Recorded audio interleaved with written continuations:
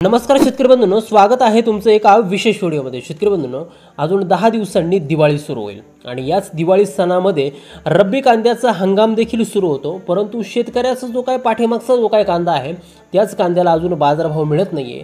हा पाठीमागचा शेतकऱ्याचा कांदा अगदी सडूनही गेलाय। अतिवृष्टीमुळे या कांद्याचं प्रचंड मोठ्या प्रमाणामध्ये नुकसान झालंय, कांदा सडलाय आणि यामधून शेतकरी आता सध्या सावरण्याचा प्रयत्न करतोय। परंतु या प्रयत्नांना अजून जर का उभारी द्यायची असेल तर कांद्याला कमीत कमी 25 ते 30 रुपयाचा बाजारभाव मिळणं हे अत्यावश्यक आहे।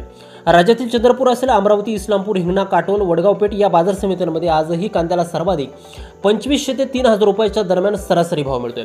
परंतु ज्या बाजार समित्यांवरती शेतकऱ्याची मजल आहे, मग त्यामध्ये पिंपळगाव, बसवंत असेल, लासलगाव असेल, सोलापूर असेल, पुणे असेल, मुंबई असेल, कळवण असेल, सटाणा असेल, अशा बाजार समित्यांमध्ये कांद्याला 12 ते 13 रुपयाच्या दरम्यान सरासरी भाव मिळतोय आणि या बाजारभावानं शेतकऱ्याचं भांडवल देखील त्या ठिकाणी फिटणार नाही। 10 दिवसावरती शेतकऱ्याचा सर्वात मोठा सण दिवाळी आलाय, परंतु कांद्याला बाजारभाव नसल्यानं शेतकऱ्याची दिवाळी गोड होणार नाही हे नक्की।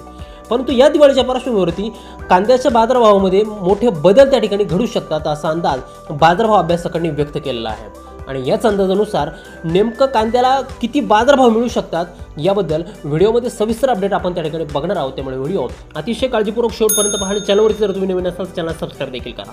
शेतकरी मित्रांनो, येत्या दिवाळीपूर्वी कांदा बाजारभावात मोठी हालचाल दिसून येणार आहे। शेतकरी मित्रांनो, कांद्याचे बाजारभाव हे मुख्यत्वे करून कशावरती अवलंबून असतात हे समजून घेणं अतिशय महत्त्वाचं ठरणार आहे। कारण हे गणित जर का समजलं तर शेतकऱ्याचं कांदा बाजारभावाचं जे काय नफा होणार आहे त्याचं गणित कधीच चुकत नाही।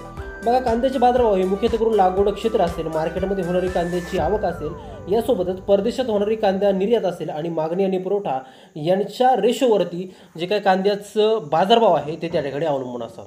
पहा शेतकरी मित्रांनो, सध्या कांदा बाजारभाव वाढीसाठी अनुकूल परिस्थिती निर्माण झाली असून कांदा बाजारभाव वाढताना दिसत नाही। मुख्यत्वे करून यामध्ये आपण जर का पाहिलं तर मार्केटमध्ये आवक कमी झालेली आहे, कारण की शेतकऱ्यांना भाव मिळत नसल्यामुळे कांदा अगोदरच शेतकऱ्यांनी त्या ठिकाणी 8 रुपये, 9 रुपये, 10 रुपयांनी विकून टाकलेला आहे। कारण की कांदा सडण्यापेक्षा विकलेलं कधीही त्या ठिकाणी चांगलं। पहा शेतकरी मित्रांनो, आता सध्या बाजारभावासाठी अनुकूल परिस्थिती जरी निर्माण झाली असली तरी बाजारातील आवक देखील त्या ठिकाणी कमी झालेली आहे। आता कधी काळी मार्केटमध्ये 10 ते 15,000 रुपये 15,000 क्विंटलची आवक व्हायची, तर त्याच मार्केटमध्ये आज 5 ते 6,000 क्विंटल आवक होताना त्या ठिकाणी दिसत आहे। यासोबत जी काही निर्यात आहे ती निर्यात आता देखील त्या पूर्ववत झाल्याची बातमी वृत्तपत्राच्या माध्यमातून आपल्याला मिळत आहे।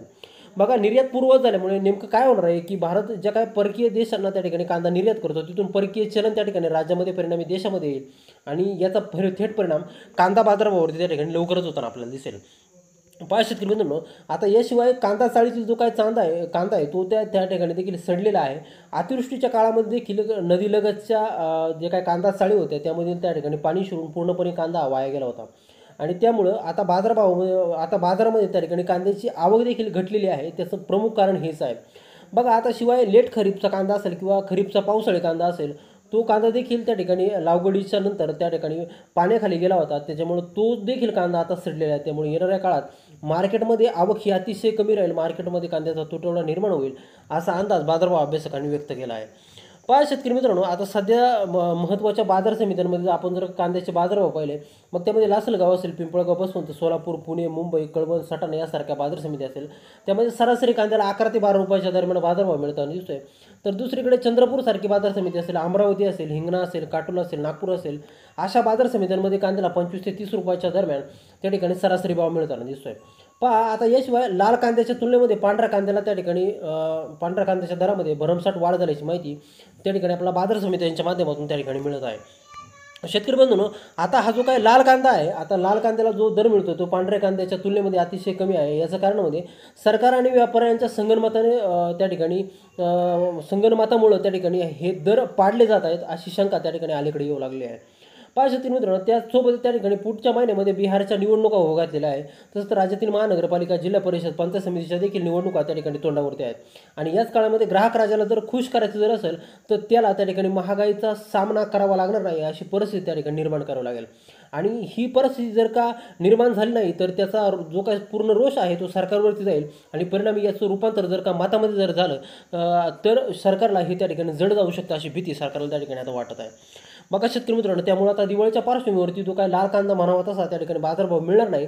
जो काय बाजारभाव राहू शकतो साधारण 16 ते 17 रुपयाच्या आसपास दिवाळीच्या पूर्वी बाजारभाव जाऊ शकतो, कारण की दिवाळीमध्ये ग्राहकांची जी काय खरेदी क्षमता आहे ती प्रचंड वाढलेली असते आणि या काळात कांद्याची डिमांडसुद्धा त्या ठिकाणी वाढलेली असते, कारण की कांदा हा त्या ठिकाणी सेवनासाठी अतिशय प्रसिद्ध आणि जे काय खाद्यपदार्थ आहे तर खाद्यपदार्थांमध्ये देखील कांदा हा मोठ्या प्रमाणात त्या ठिकाणी वापरला जातो.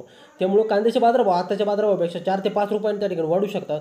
त्यामुळे ज्या शेतकऱ्यांकडे अजूनही कांदा साठा शिल्लक आहे, ते शेतकऱ्यांनी अतिशय विचारपूर्वक निर्णय घेऊन कांदा विक्री करणं हे त्या ठिकाणी अति आवश्यक आहे. शेतकरी मित्रांनो, दिलेली माहिती उपयुक्त वाटली असेल तर व्हिडिओला एक लाईक नक्की करा.